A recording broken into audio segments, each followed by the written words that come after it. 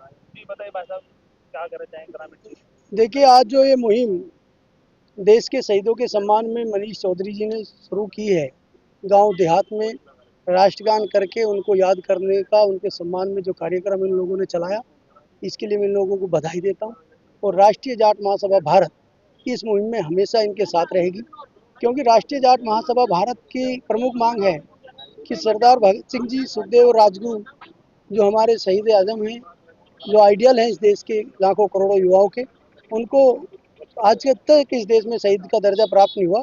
हमारी मांग भारत सरकार से है कि उन तीनों शहीदों को आप शहीद का दर्जा दें और उचित सम्मान जो उनके हिस्से का अभी तक की सरकारें नहीं दे पाई, वो देने का काम करें। आज यहाँ दो युवा वाल्मीकि समाज के थे, जिन लोगों ने, राजू और मोनू, मनोज और मिंटू, जो लोग यहाँ भोपा गंग नहर में कई बार दुर्घटनावश जब डूबते हैं लोग, उनको बचाने का, हजारों लोगों को बचाने का उन्होंने काम किया। अभी नवंबर में राष्ट्रीय जाट महासभा भारत का एक अधिवेशन शुक्रताल में होगा। हम लोग उस मुहिम में, उस अधिवेशन के अंदर इस देश में जो शहीद हुए हैं उन शहीद परिवारों को राष्ट्र रत्न पुरस्कार से सम्मानित करने का काम करेंगे। और उसी अधिवेशन में हम इन दोनों जो ये शख्सियत हैं भोपा की, इनको भी राष्ट्र रत्न पुरस्कार से सम्मानित करने का काम करेंगे। जी मनीष भाई, आप लगातार जनपद मुजफ्फरनगर में राष्ट्रगान की जुड़े हुए हैं। आज ग्रामीण क्षेत्र में आके भोपे में आए हैं, तो क्या उद्देश्य है ग्रामीण क्षेत्र में आने का? देखिए माने आप देखते हैं कि ग्रामीण क्षेत्र हमने ये मुहिम इसलिए चालू की है क्योंकि ये भोपा क्षेत्र, दादा का जन्म, मेरे पिता का जन्म इस कादीपुर ग्राम क्षेत्र में हुआ है। मैं भले ही मुजफ्फरनगर निवास करता हूँ, लेकिन मेरा जन्म स्थली यही क्षेत्र है। और गंगा के किनारे हमारा ये सुंदर जो गांव बसा हुआ है, यह वो गांव है जिस समय मेरे पिता फौज में इस देश के लिए लड़ने का कार्य कर रहे थे और जख्मी हालत में इस ग्राम में आए थे। तो पहले वो व्यक्ति थे जो इस ग्राम के थे, जो इस फौज में भर्ती हुए देश के कार्य करने के लिए। उनको, उनसे प्रेरणा लेने के बाद सैकड़ों युवाओं ने हमारे क्षेत्र से पुलिस में, फौज में जाने का संकल्प उठाया और हमेशा इस देश की सेवा में कार्य किया।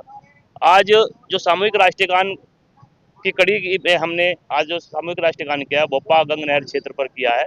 इसमें जो सामूहिक राष्ट्रीय गान आज का समर्पित हमारा हुआ है, वो वाल्मीकि समाज के हमारे राजीव वाल्मीकि और मंटू वाल्मीकि, ये वो भारत के अनमोल रत्न है जिन्होंने इस गंग नहर में करीब पिछले कई वर्षों से हजारों की संख्या में ऐसे आदमी को जो आत्महत्या के लिए डूबते हैं, उनको बचाने का कार्य, जो लाशें सड़ी गली निकलती हैं उसका निकालने का प्रयास इनके विशेष माध्यमों से किया गया हमेशा।